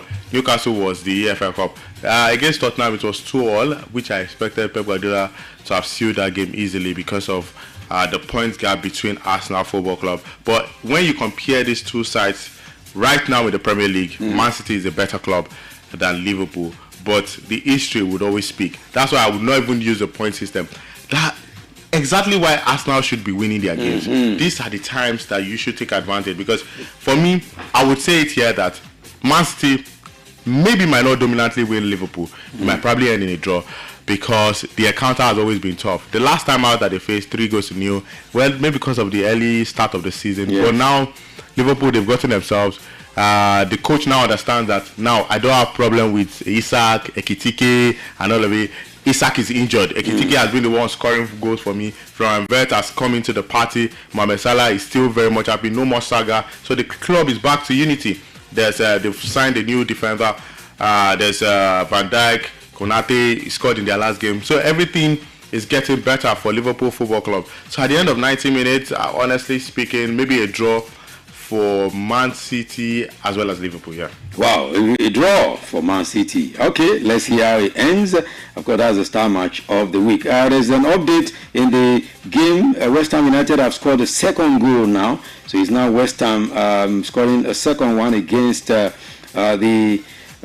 host. So that's what is happening right there. Okay, so we're coming to that, but let's quickly go back to go to the La Liga now, because in the La Liga, Barcelona are playing a game right about now. Somehow they are cementing their lead, because the way it is right now, Barcelona must not drop a point again. Yeah. Because like Real Madrid are also going after them like Kilo. They are playing Mallorca now. In the 11th minute, it is goalless. Of course, that's what is going on right now. Sevilla will be playing Girona later today. Real Sociedad will play Elche, and that will be at 9 p.m. Of course, Alaves and Getafe will be tomorrow at 2 p.m. Athletic Club against Levante will be tomorrow at 4:15. Ademola Lookman's Real Betis will play. Real Madrid will play Real Betis. They defeated them in the Copa del Rey. So they will meet again tomorrow at 6:30. While Valencia will take on Real Madrid. And on Monday, Villarreal will take on Espanyol. Let's talk about these two chasing themselves neck to neck. Barcelona, Real Madrid. Yeah, for Barca, they are facing Mallorca. And apart from the defeat that they had with Chelsea and Real Sociedad in March 20, Barca have not had any loss. They've been having series of wins, back-to-back wins. And maybe so far, it's just 3 losses I can remember so far this season. The one that they lost against Real Madrid, against Chelsea in the Champions League, and against Real Sociedad in March 20. So they've been having very, very fantastic wins. They've been having a fantastic run so far in the Spanish La Liga. And the league is gradually getting into crescendo because this is March 22.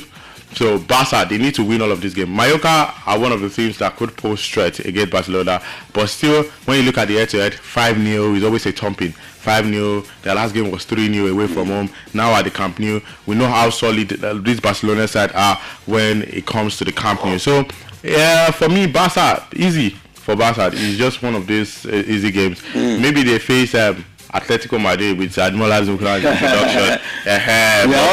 Our attention now is shifting to La Liga now.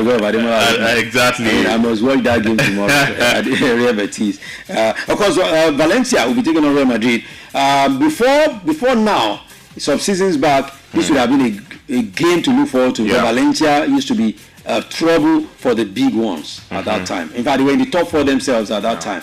But can they do anything against Real Madrid? They entered what we call a financial struggle. They lost so many players. They had to rejig their players, buy players from academies and all of it. The likes of Elias Moriba, even Sadiq Umar, he came into the club and all of it. So for Valencia, they lost. I know most of these teams, just like Barca, how they were able to manage their financial struggle was still relying on their B team, on the La Masia team. But you know, not all clubs have very good youth structure.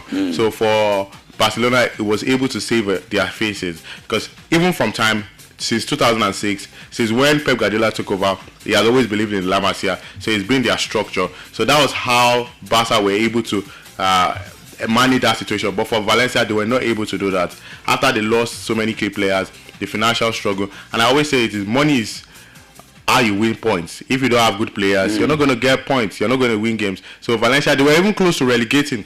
They managed towards the end of last season to eventually qualify to the next season. And currently speaking, they are not doing well. So they are no match with Real Madrid in terms of attack. Look at the attack of Mbappe. Not when Abelua understands that at this point, the only thing that can make me at peace with Madrid fans is winning the league.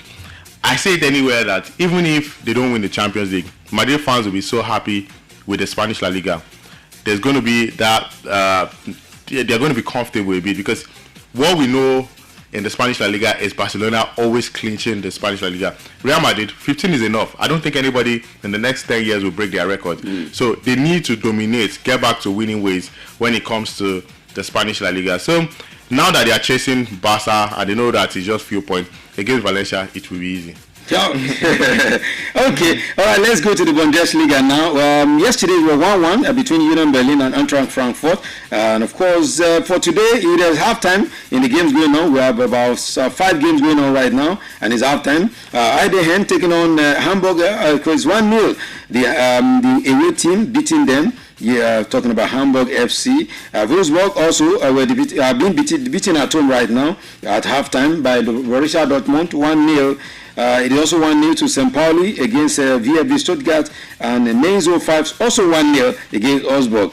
Another 1-0 SC Freiburg and Werder Bremen. All of them 1-0 in the Bundesliga going on right now. Later today, Borussia Mönchengladbach will be taking on Leverkusen.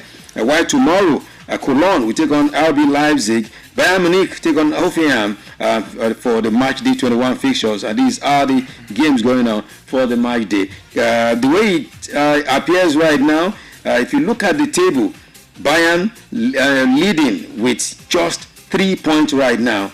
Does it mean a miracle can happen in the Bundesliga this season? Well, for Borussia Dortmund, because before it used to be big gap. Yes, it used to be, yes. But at some point, Bayern started to lose games. Even their last game, I don't think they won it. Yeah, they drew. So Borussia Dortmund, they are getting crucial point. Just to talk about Wolfsburg, they used to be a top side too. Yes. When De Bruyne was there, 2016, Dazzling, they were finishing in the top 4. But now they are languishing in relegation zone. So some of these top teams that we used to have before, they are not doing well again. And what is really happening? Werder Bremen too, they used to be a middle class team.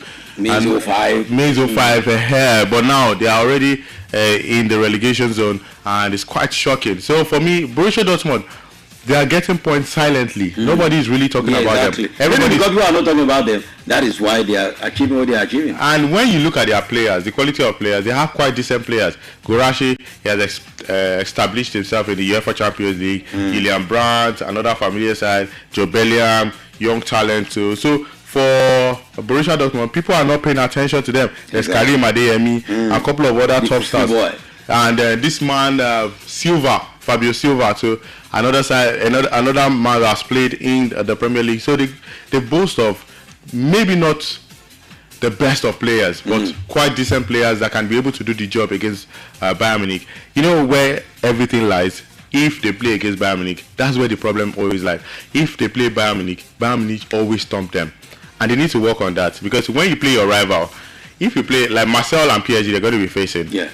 If Marseille beats PSG, that morale will be there that, okay, we can go on. Borussia Dortmund, they always feel to beat Bayern Munich. They feel so inferior to them. They feel exactly 5-0. Or is there a script that they will always say, don't beat them? Don't beat them. I don't think so. When you watch them play, they are always of low class. But that's because you know why I asked this question? Is it a script?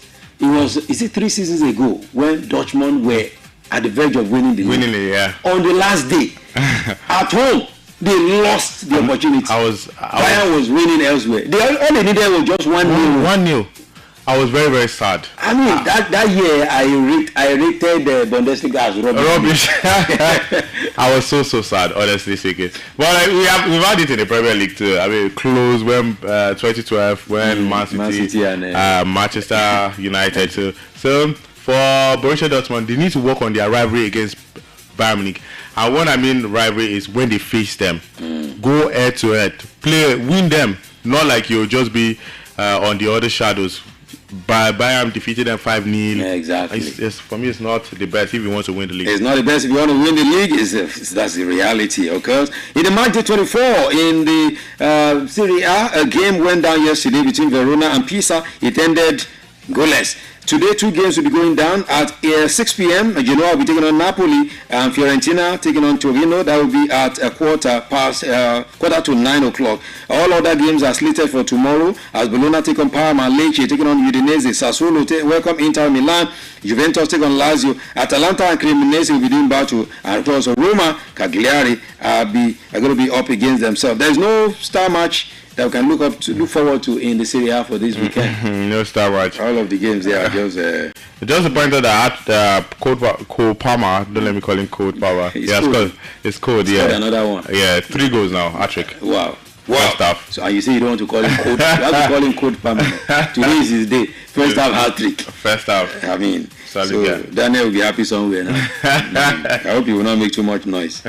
Okay, let's move to the French League on now, because there's something I want us to talk about Cristiano Ronaldo before we wrap up this show today. Yes, in the French League on for the games that went down last night. Yes, it was a 2-1 in favor of Lyon. Mainz and Lille.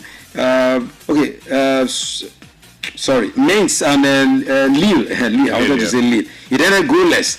Yes, Lille couldn't beat Mainz yesterday. Lens will be taking on Reims, and of course Brest will take on Lorient, while Lens will be doing battle against Lyon. And these are the games for today. Tomorrow, Nice will host Monaco, Auxerre take on Paris FC, Le Havre will welcome Strasbourg, and Angers will be doing battle against Toulouse, while PSG will do Marseille. This should be a star game. Yeah. This should be a star game tomorrow, Marseille and PSG. Because the way Marseille, in fact, I wish I would not miss this game, but the time they put this game, I won't be able to watch it. Yeah.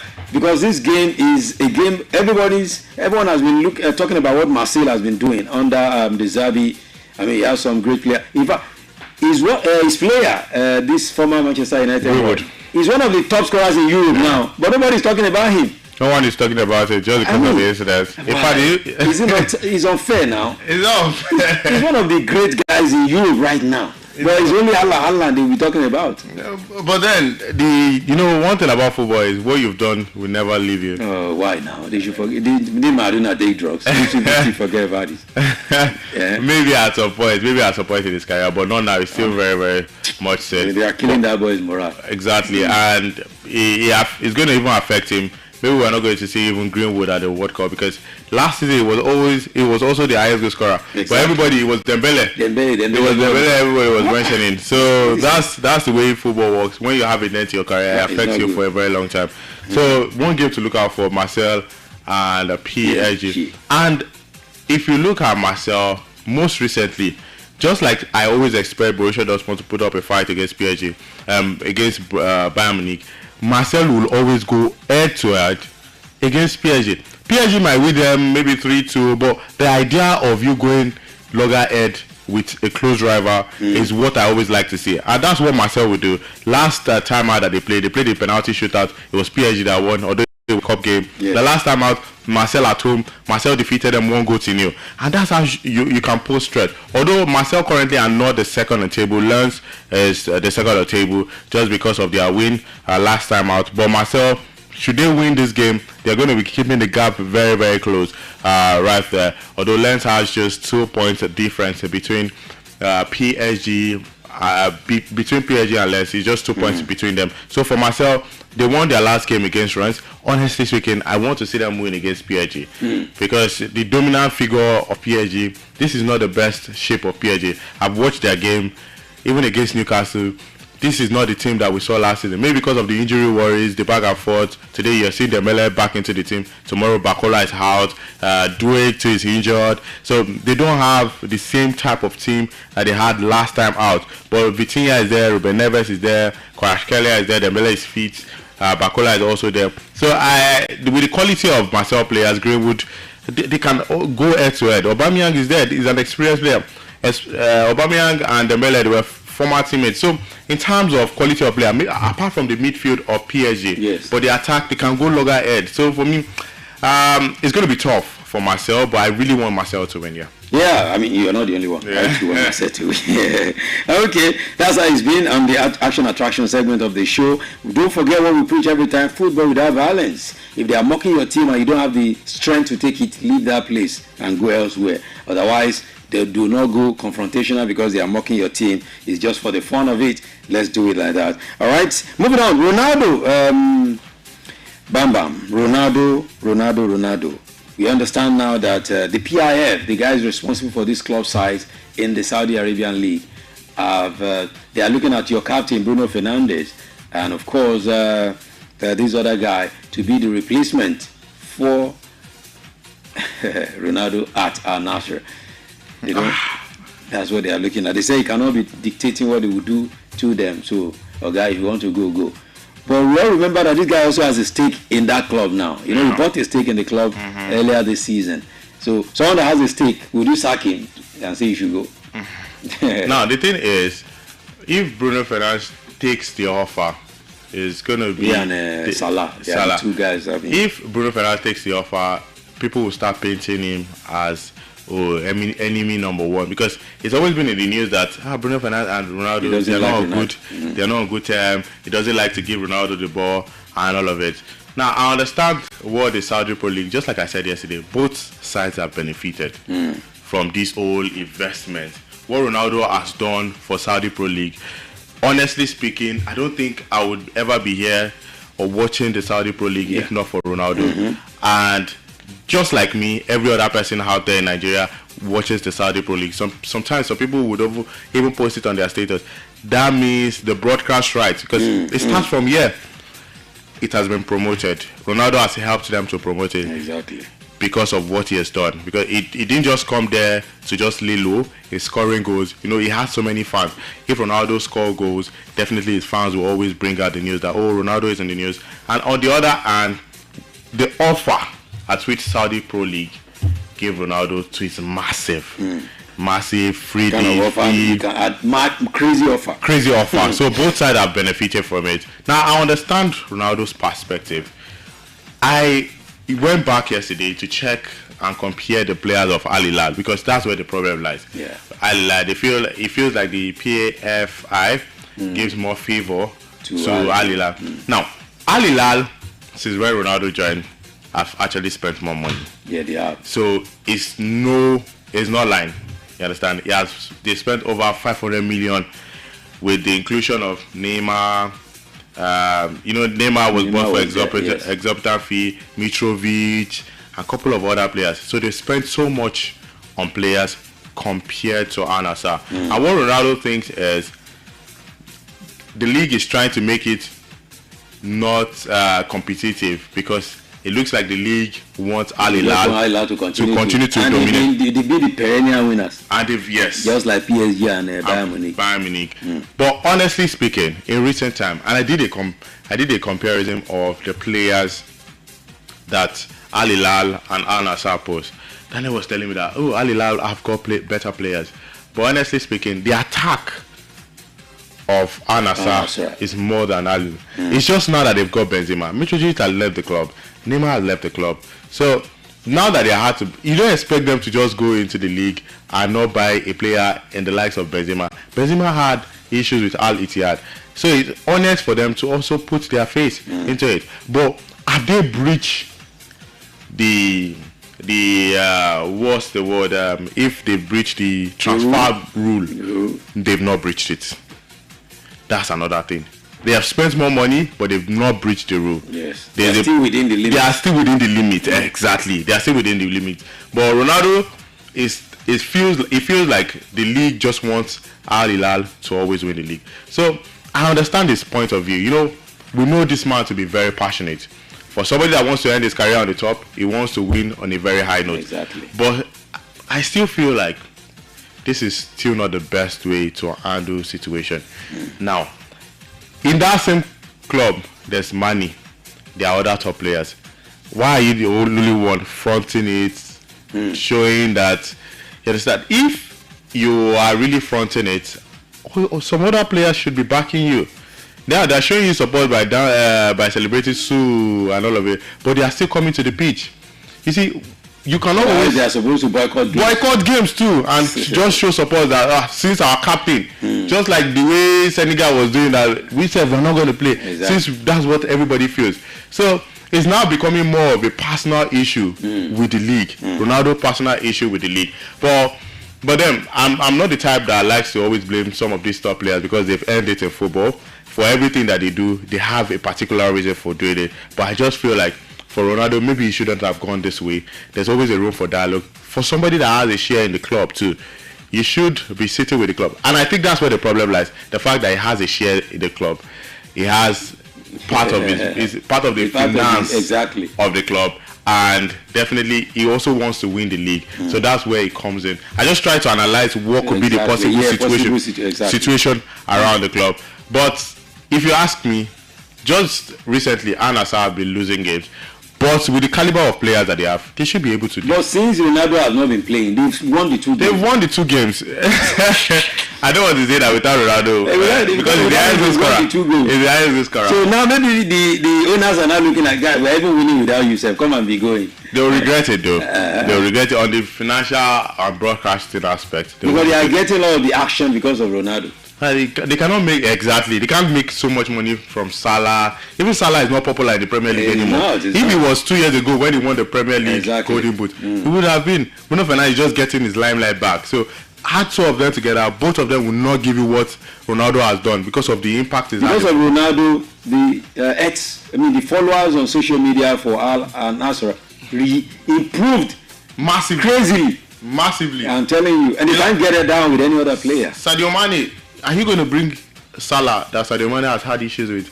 Another problem. Many things will come. You are bringing his rival again. So many things will come into play. I'm certain that one of the reasons why Mane, Koeman, even João Felix said it was Ronaldo that convinced him. So if Ronaldo leaves, Al-Nassr, they should be thinking about the future. Even if Ronaldo leaves today, now they are getting second. They won the League Cup the other time. What will be their future? If João Felix leaves the club, Mane leaves the club, Koeman, who is there again? Who is going to help you for future plans? So they have to handle this situation very, very carefully. They have to be very, very careful, or otherwise the club will go down.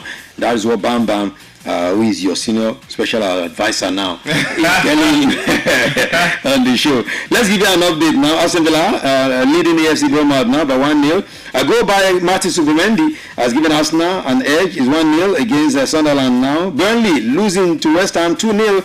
Of course, Fulham also beating Everton now 1-0, courtesy of an own goal, yes, from Yalenko. That is the goal there. Giving them the scoreline right there. And of course, for the game between Chelsea and Wolves, a hat-trick from Cole Palmer. Bobola said he doesn't want to call him Code Palmer. Yeah, hat-trick has given Chelsea 3-0 up.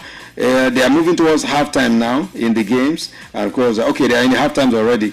3-0 to Chelsea now. Of course, 13 minutes penalty, another penalty in the 36 minutes, then a goal assisted by Marco Correa in the 38 minutes. Give Chelsea comfortable 3-0 lead at halftime.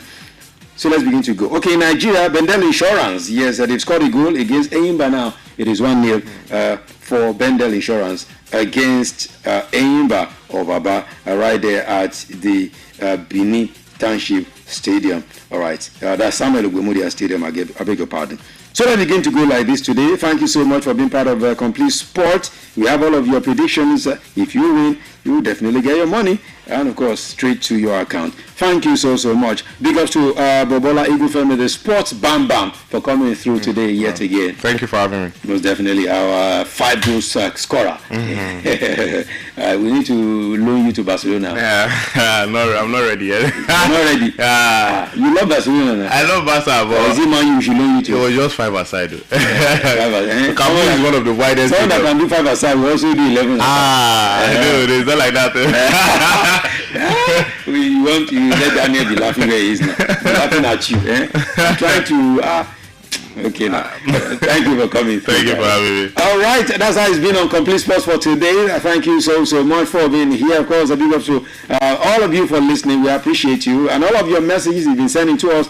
We do so much. I appreciate all of them. God bless you. Don't forget, we have sports twice every day. Yes, Monday to Saturday. And of course, Monday in the morning is 8:30 a.m. We call it Sports Connect. Yes, Melody Sports Connect at 8:30.